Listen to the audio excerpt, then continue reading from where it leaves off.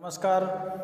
श्री जेठमल जीवराज शेखानी प्राथमिक आदर्श विद्या मंदिर विदासर की ऑनलाइन क्लास में आप सबका स्वागत। आज की ऑनलाइन क्लास में कक्षा चतुर्थी विषय पर्यावरण पाठ 3 कैसे जानूं मैं, जिसका अधिगम बिंदु नंबर 1 अपने आसपास की दुनिया को जानने समझे व पहचाने। दूसरा बिंदु स्वयं के बारे में सजग रहना, ज्ञानेंद्रियों को साफ रखना। और तीसरा बिंदु है विशेष योग्य जनों के प्रति हमारा व्यवहार।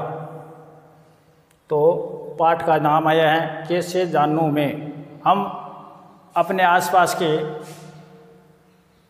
परिवेश को कैसे जाने, ऐसे अपने शरीर में कौन कौन से अंग हैं जिनके द्वारा हम जानते, पहचानते और महसूस करते हैं। तो आइए इसे पाठ में दिए गए चित्र के माध्यम से पाठ को आगे बढ़ाते हैं। सबसे पहले देखिए, इस पाठ में सोनू और उसके दादाजी अपने घर से बाहर योग शिविर में जा रहे हैं और चलते चलते मंदिर आ जाता है। तो दादाजी वहाँ रुक जाते हैं और सोनू को कहते हैं कि चलो भगवान के हाथ जोड़ते हैं।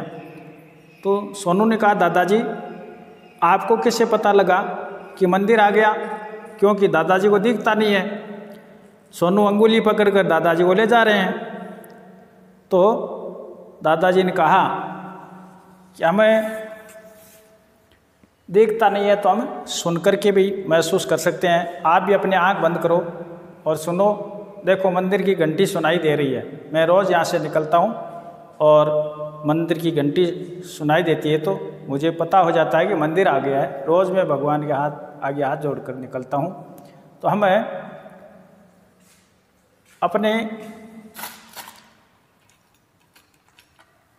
शरीर में जो कान है, कान के माध्यम से सुनकर के किसी वस्तु का, मंदिर का, मस्जिद का पता करते हैं, जानते हैं।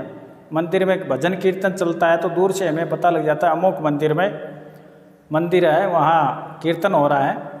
या अपन रास्ते चलते हैं, सामने से गाड़ी आ जाती है, गाड़ी की आवाज़ सुनकर या हॉर्न सुन करके, या पीछे से गाड़ी आ रही है तो उसकी आवाज़ या हॉर्न सुन करके पता लगा लेते हैं कि गाड़ी आ रही है। तो हम किनारे में, साइड में हो जाते हैं। गाड़ी निकलने के बाद अपना रास्ता आगे लेते हैं। इस प्रकार हम सुनकर भी महसूस करते हैं। या बहुत सारे पशु पक्षी बोलते हैं, उनकी आवाज़ से हम पहचान जाते हैं कि गाय बोल रही है, भैंस बोल रही है, चिड़िया बोल रही है, या मोर बोल रहा है, या तोता बोल रहा है। तो ऐसे बिना देखे ही हम सुन करके भी महसूस करते हैं और उनके बारे में जानते हैं।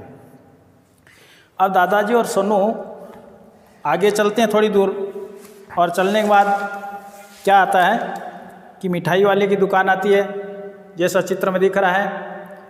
और हलवाई की दुकान के पास जाते ही सोनू के दादाजी ने कहा, आह चलो आज जलेबी खाते हैं। तो सोनू ने कहा, दादाजी आपको कैसे पता लगा कि हलवाई ये जलेबी बना रहा है? तो दादाजी ने कहा, सुगंध अच्छी आ रही है। हम कुछ चीज़ों को सुगंध लेकर भी उनकी पहचान करते हैं। जैसे घर में बहुत सारी चीज़ें होती है, लौंग होता है, अजवाइन होता है, इलायची होती है, लहसुन होता है, प्याज होता है। या घर में मम्मी रसोई में कोई अच्छी चीज़ बना रही है, हलवा बना रही है, या अन्य कोई खाने की सामग्री बना रहे हैं, तो सुगंध से हमें पता लग जाता है कि आज ये चीज़ अपने खाने के लिए बन रही है। ऐसे ही आम है, अमरूद है, ऐसे कुछ फल फ्रूट सब्जियां हैं, अन्य वस्तुएं, उनको हम सूंघ कर पता करते हैं। तो जैसे सोनू के दादाजी ने जलेबी को सूंघ करके पता लगा लिया कि अच्छी है और जलेबी बन रही है। तो हमें नाक द्वारा, किससे सूंघ करें ना, नाक से सूंघ कर वस्तुओं के बारे में जानते हैं। इसे अगला टॉपिक, सोनू के दादाजी हलवाई से खाने के लिए जलेबी लेते हैं और जैसे ही दादाजी ने जलेबी के हाथ का बहुत गर्म है, इसका मतलब छू करके अपन गर्म, ठंडा, चिकना, खुरदरा, कठोर, नरम आदि का भी ज्ञान छू करके हम कर सकते हैं कि ये अमुक वस्तु लकड़ी है या कपड़ा है या अन्य कोई प्लास्टिक की वस्तु है। अपने बस्ते में रखी हुई पेन, पेंसिल, रबर, शॉर्पनर बिना देखे उनको हाथ से छूकर हम पता लगा सकते हैं। इस प्रकार कुछ चीज़ों को हम छू करके पता करते हैं, तो इसको कहते हैं स्पर्श करना, स्पर्श द्वारा। और स्पर्श किससे करते हैं? त्वचा से,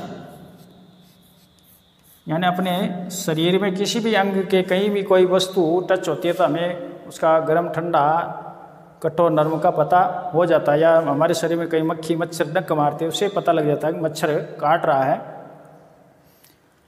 फिर सोनू के दादाजी ने और सोनू ने जलेबी को चखा तो सोनू ने कहा हाँ बहुत स्वादिष्ट है।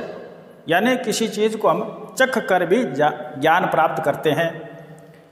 खारा मीठा या खट्टा चटपटा या चीनी, मिश्री, नमक, गुड़, शक्कर या अन्य फल फ्रूट, सब्जी, तरबूज, इन सब को, नींबू, इन सब को हम चख करके उसके बारे में ज्ञान प्राप्त करते हैं। तो किससे चखते हैं? हमें जीभ द्वारा। चखने का हमारे पास कौन सा अंग है? जीभ। तो जीभ द्वारा हम चख करके वस्तुओं के बारे में ज्ञान प्राप्त करते हैं। और अगला देख कर जो हमारी आंखों से जो कुछ हमें दिखाई दे रहा है उसके बारे में हम पहचान करते हैं। जैसे कोई पेड़ को देखते हैं, पीपल का पेड़ है या खेजड़ी है, नीम है, बरगद है, ताड़ है, सरेस है इत्यादि, या कोई फूलों का पौधा है, चमेली है, गेंदा है, गुलाब है, कमल का फूल है, ऐसे हम देख कर पहचानते हैं। ऐसे हर प्रकार की लकड़ी की वस्तु है, कांच की वस्तु है, लोहे की वस्तु है, मंदिर है, अन्य बिल्डिंग है, सड़क है, कच्चा रास्ता है, वो सब हम आंखों से जो कुछ देखते हैं उनको देख कर पहचानते हैं। लेकिन जिनके पास भगवान ने आँखें नहीं दी वो सब क्या करते हैं? सुन करके महसूस करते हैं, सूंघ कर वस्तुओं के बारे में जानकारी प्राप्त करते हैं। कुछ वस्तुएं हैं उनको छू करके पता करते हैं, और खाने पीने की सामग्री, अन्य सामग्री जिनमें सुगंध आती है उनको सूंघ कर और स्वाद के बारे में जीभ से चख करके उनका ज्ञान प्राप्त करते हैं। इस प्रकार हमें ये 5 हमारे शरीर के अंग हैं जिनके द्वारा हमें ज्ञान प्राप्त होता है। इसलिए इन 5 को ज्ञानेंद्रियां कहा गया है। जिन अंगों द्वारा अपने आसपास की दुनिया को जानते, समझते और पहचानते हैं उन्हें ज्ञानेंद्रियां कहते हैं। अभी इससे अगला टॉपिक अपना स्वयं के बारे में सजग रहना, ज्ञानेंद्रियों को साफ रखना। ये जो हमारे ज्ञान प्राप्त करने वाले अंग हैं उनको हम उनके प्रति सजग रहना, उनको संभाल रखना। सबसे पहले आता है कान, सुन करके जिससे हम ज्ञान प्राप्त करते हैं कान। तो कान को साफ रखना पहली बात। फिर उसमें कोई नुकीली कील या तिनका नहीं डालना। कान को सर्दी गर्मी से भी बचाना, इस प्रकार उनकी सुरक्षा करना। अब है सूंघ कर ज्ञान, या नाक से ज्ञान प्राप्त करते हैं तो उसमें नाक में अंगुली नहीं डालना। टिश्यू पेपर रखना और उस पेपर को कूड़ादान में डालना, या अपने पास नाक को साफ करने के रुमाल रखना जिससे अपना नाक साफ रह सके। आगे है तीसरा बिंदु, छूकर ज्ञान स्पर्श त्वचा द्वारा, यानी हमारे शरीर को रगड़ करके, मल करके साफ करें जिससे हमारा शरीर साफ सुथरा रहेगा। साफ सुथरा कपड़ा पहनेंगे तो हम बीमार नहीं होंगे, चर्म संबंधी कोई बीमारी नहीं होगी। अगला है जीभ। जब हम मंजन करते हैं तो उस समय अपनी जीभ को भी ठीक से साफ कर लें जिससे हमें हर चीज़ का स्वाद है वो अच्छा लगे। तो जो चखने से स्वाद प्राप्त होता है उस अंग को, यानी जीभ को भी हम साफ रखें। आगे है आँख। आँख को भी तेज़ गर्मी सर्दी से बचाना, आंधी तूफान आ रहा है तो उसकी धूल के कणों से बचाना, नुकीली कोई चीज़ है उससे आँखों को बचाना और आँखों को बार बार मलना नहीं, आँख को ठंडे पानी से धोना। इस प्रकार हम स्वयं के बारे में सजग रहना और ज्ञानेंद्रियों को साफ सुथरा रखना, उनकी सुरक्षा भी रखना। अगला अपना टॉपिक आया विशेष योग्य जनों के प्रति हमारा व्यवहार। ऐसे व्यक्ति जो बोल नहीं सकते, सुन नहीं सकते या चल नहीं सकते, शरीर में किसी प्रकार का विकार है, दिक्कत है, ऐसे लोग हैं, वो हमारी तरह ही अन्य काम करते हैं, हमारी तरह ही अन्य व्यवहार करते हैं, लेकिन शरीर में कुछ कमी के कारण हमारे बराबर वो काम नहीं कर सकते। ऐसे व्यक्तियों को आवश्यकता अनुसार हमें उनकी मदद करनी चाहिए, योग्य जनों का विशेष ध्यान रखना चाहिए।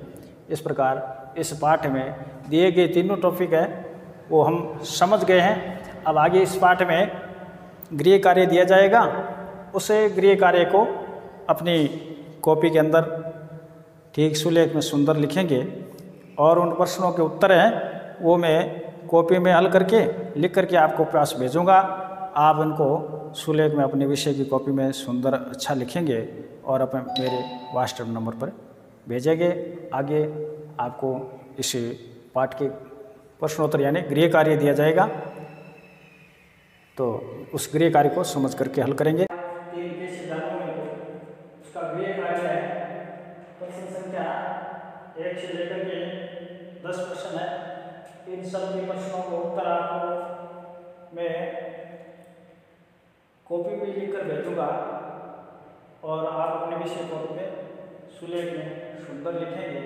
और इसका जो आगे का 11वां प्रश्न है वो रिक्त स्थानों की पूर्ति करना है, उस प्रश्न को भी आपको लिखना है।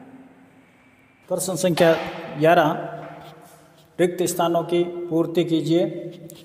1 से 8 पंक्तियाँ दी गई है जिसमें जो खाली स्थान है उसके अंडरलाइन की गई है। आप सभी पंक्तियों को ठीक से सुलेख में सुंदर उतारेंगे और वापस जांच करने के लिए व्हाट्सएप द्वारा कॉपी भेजेंगे। आज की ऑनलाइन क्लास में ही इतना ही। जय हिंद, जय भारत।